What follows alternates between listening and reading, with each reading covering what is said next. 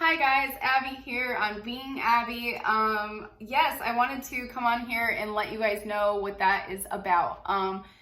Instead of finding Abby, which I created years ago when I was on a soul searching journey, and I really wanted to just find out where I was in my heart and my body, and just get back to what felt like home for me within myself.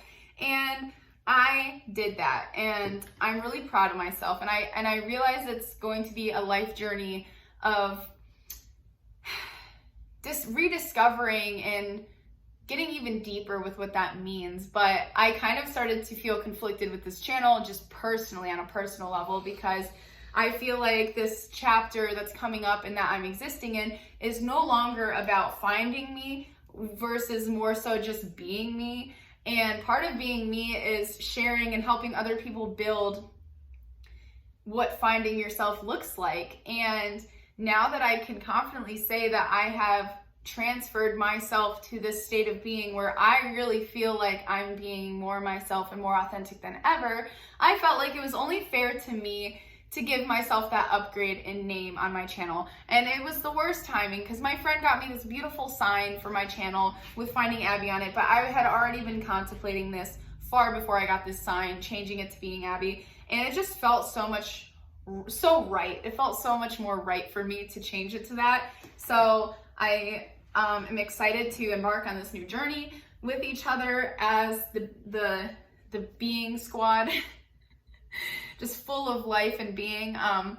So today's topic is going to be about detoxing your phone. And I think that this is talked about on the internet, but is not talked about enough in detail. I think this is super important to learn how to use your phone and also what you should get out of your phone. So let's get into it. First of all, I realized personally that contacts, texts, emails, it's stuff that's not that important if it sits in your phone, but I think subconsciously and spiritually, your phone is going with you everywhere, and it is just holding all of this stuff. And yeah, it's there. And I think, I don't really know, this is just my opinion. I don't have any facts around this, but it did make me feel a lot better, and I think it is kind of spiritual.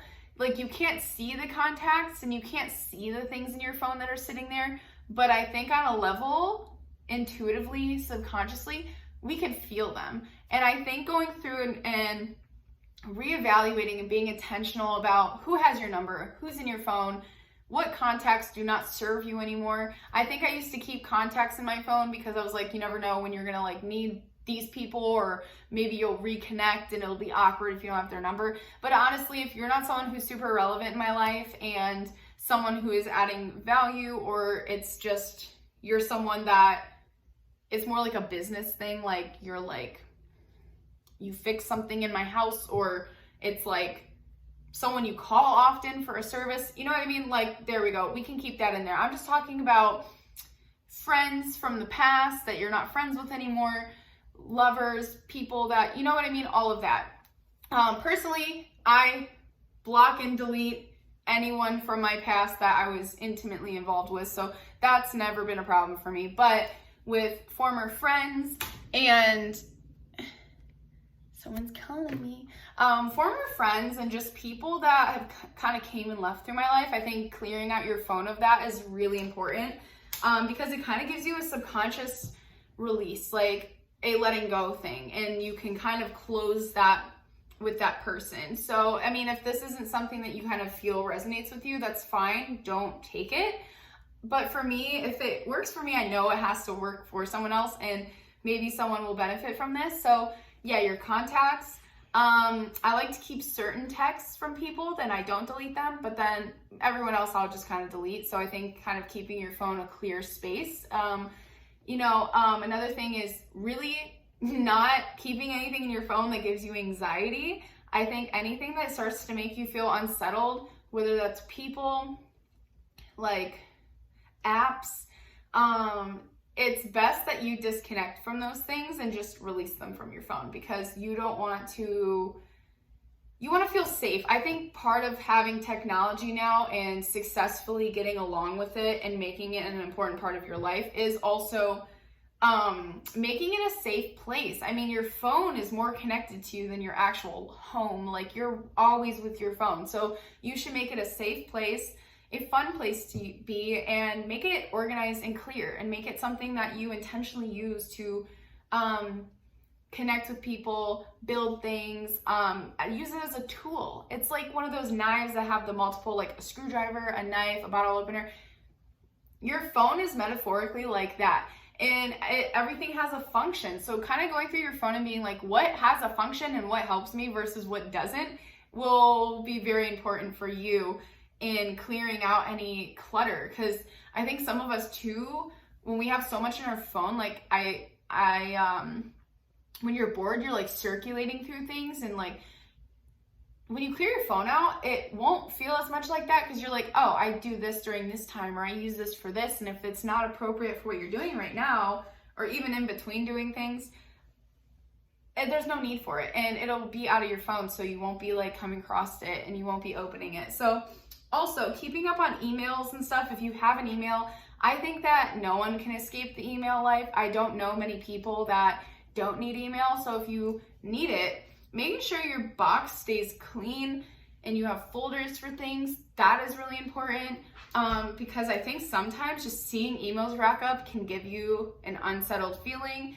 It's in the back of your head like, oh, I have a lot of emails in here, it's a mess. I think taking the time, part of your morning routine, to check your emails and just upkeep that is super important. If you do it every day, it does not take any more than 5 minutes, sometimes even less than that, depending on if you're sending emails or not. But I think just clearing it will save you and your phone a lot of space.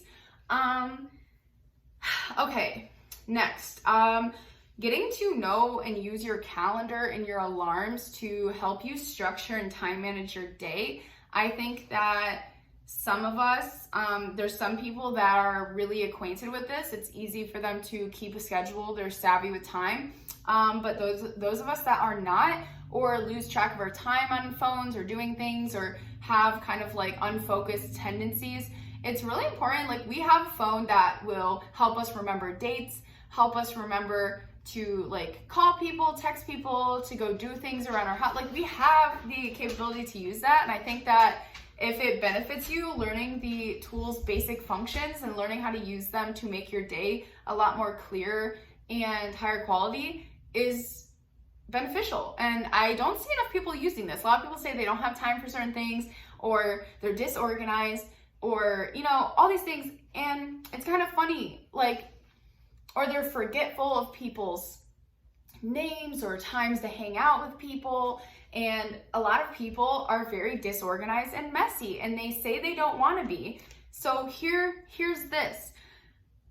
You can't even, and most of us can't even say this unless you don't have a phone, you don't have access to these things. If you have access to a phone, especially a touch phone, if you don't have, like, even if you had a tracker phone, they still have these functions on them.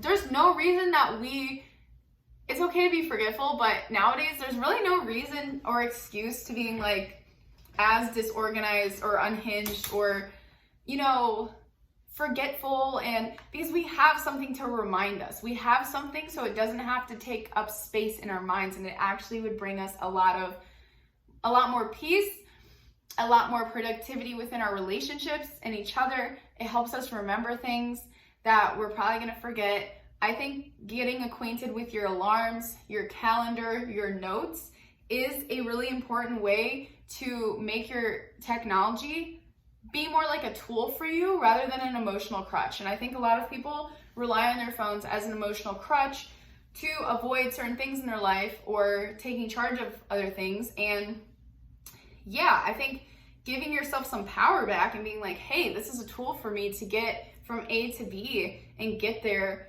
shining. You know what I mean? Like, so use your phone to help you. A lot of people use their phone as entertainment on the go all the time. And it's like, we don't even need that. You know what I mean? It's nice to have, and I'm not gonna say I don't use it as that, you know, regularly, but like, I also know where the line is and when to stop, and knowing when to I don't need to pick up my phone every time there's not something going on. You know what I mean? And I think getting out of that habit is really important for us to just be able to just be, you know what I mean? Not always need to pick up our phone. When I pick up my phone, I always remind myself, what purpose is this serving me? Am I responding to a friend, which is adding value to a friendship or a relationship? Am I working on my business? Am I doing something that is a tool on my phone? Am I using a tool? Am I using it to help me remember?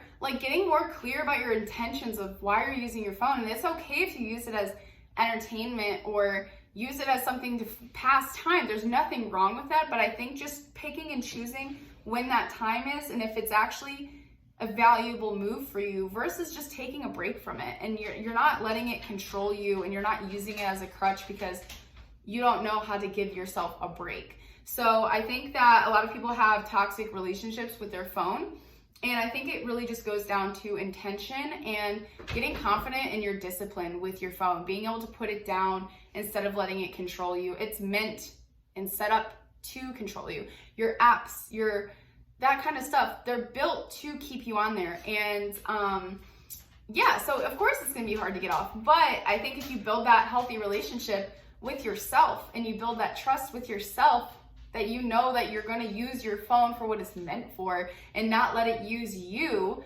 in your free time to just build whatever it's building and with other people building whatever they're building, there you go. Building discipline is so important with this.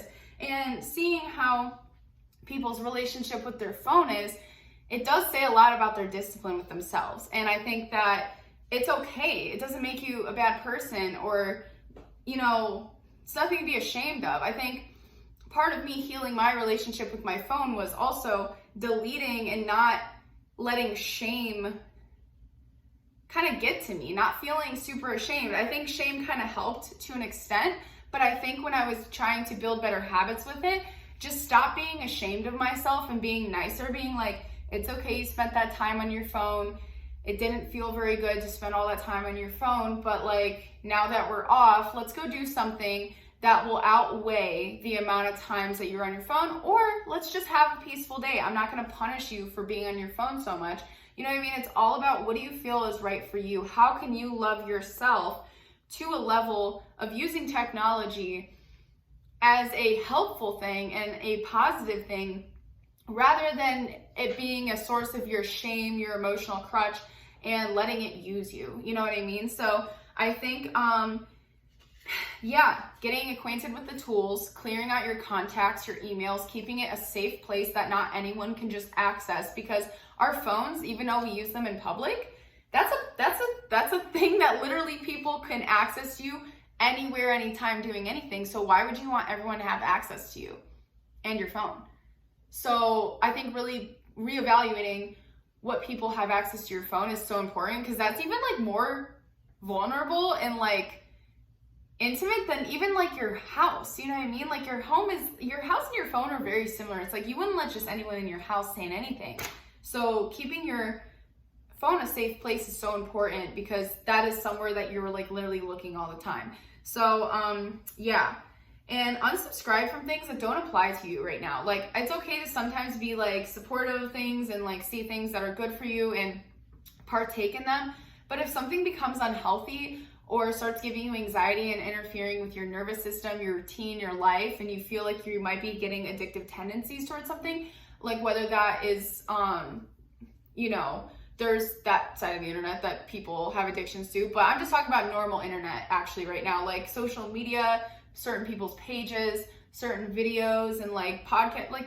It's okay to kind of take things when they apply, but then graciously let them go and be that doesn't really help me right now or apply, so I'm just gonna let that go for a while. If it's important, it'll come back and I'll remember this person or this thing, and it'll come back when it serves me in my life. So just getting used to letting go of things on your phone that don't serve you, and quit kind of giving your power away and being loyal to a lot of things on your phone that are just unhelpful. I think some people start giving away their power and their loyalty to people they don't even know on their phone. Places, not places, just experiences on your phone and all this stuff, rather than putting more value into the experiences you have in real life. So I think being grounded and having a fulfilling life and having a safe space on your phone, it feels a lot better than putting more of your energy into your phone and not knowing why you're using it, not using it intentionally, and having a disorganized life. It's all connected. So yeah, and then okay, so social media. I regularly go through my social media and I get rid of things, people that are not serving me. I rarely, nowadays, I use it mostly for content creating. So personally, it's going to be a lot different for me than it is for people who are consuming. There are things I consume on the internet, but I consume things that are helping me right now and that I can apply right now. I use it to, for the tools, like I said. I use it for my business, my emails, my contacts, to help me with time management throughout my day, to help me stay organized, to connect with people I'm building relationships and friendships with. And part of not leaving your phone as an open door for just anyone is understanding too. I think we really, at least I did at some point, really got loose with the word friend. I think just because you have my number and you can text me does not mean you're my friend. And I think just being intentional about your friendships with people and being like, who is this person to me in my life? Is it necessary for me to have their number? Or is this just someone who wants to have access to me whenever they want and they're not really adding a lot of value to my life? They don't really love or care about me, and I don't really have that level of trust with this person. So why are these people on my phone?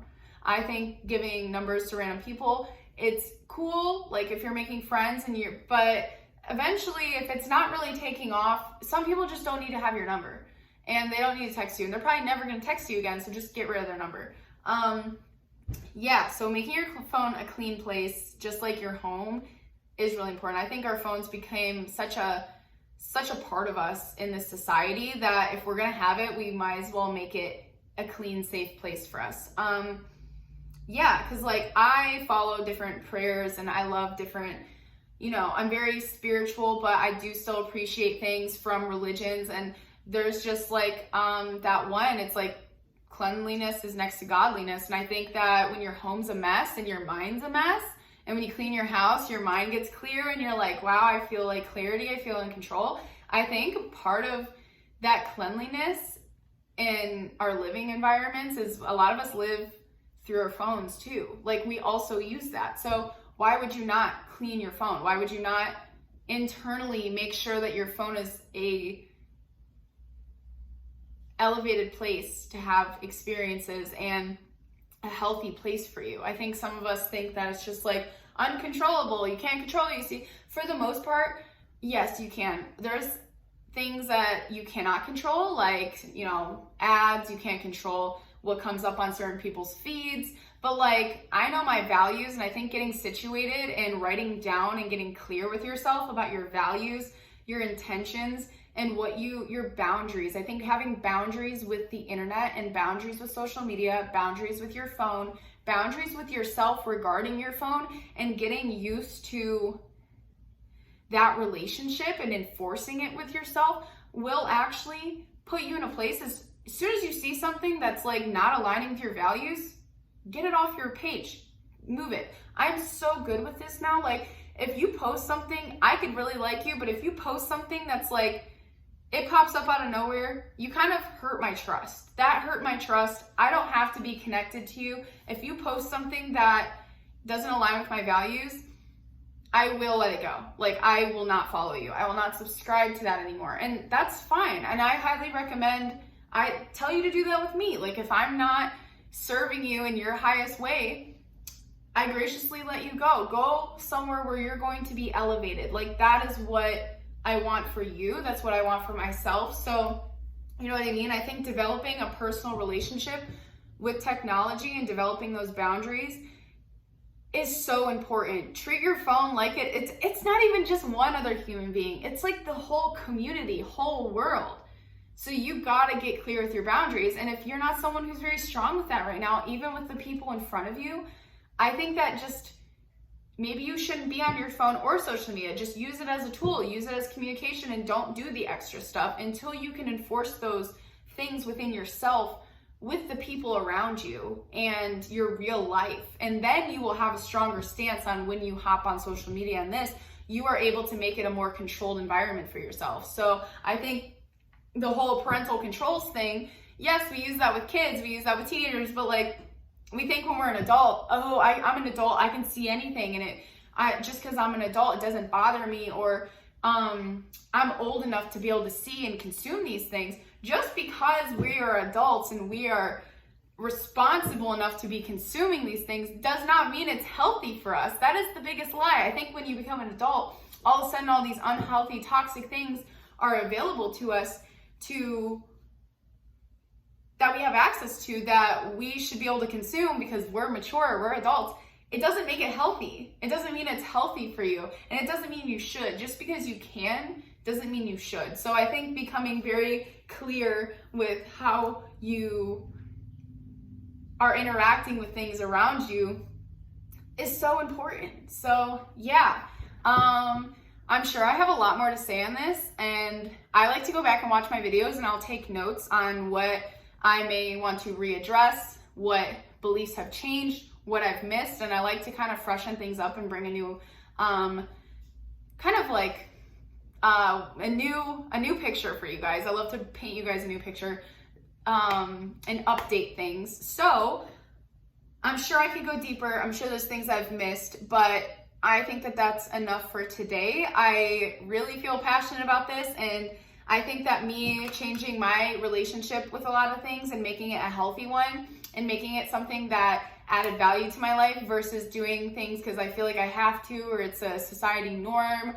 or I'm doing it to like disconnect from myself rather than connect with myself. I think there's a huge difference, and that applies to a lot of things. And yeah, so I have a healthy relationship with my phone and social media, and I'm still making it better every single day. There's things I realize I'm like, oh, okay. And I'm a human. Sometimes I slip up, but then I'm just like, oh yeah, my boundary is more important than this. So I bounce back. You know, you got to keep bouncing back until it becomes a reality for you.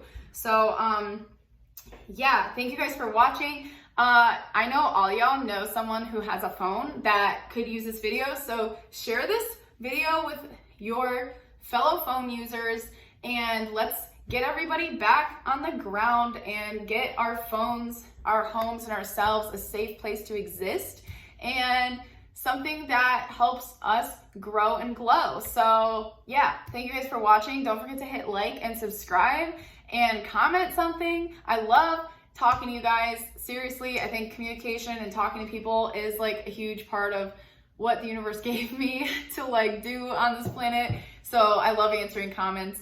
So yeah, go ahead and do that. And I hope you all have a great day, week, morning, evening, rest of the year, summer, winter, fall, spring, wherever you're at, whatever time. This message is timeless unless the circumstances change with phones, or we eventually just quit using phones. Maybe this won't apply anymore in like 100 years. I don't know. Or it'll get worse. So yeah, have a great life, and I love you guys. Bye.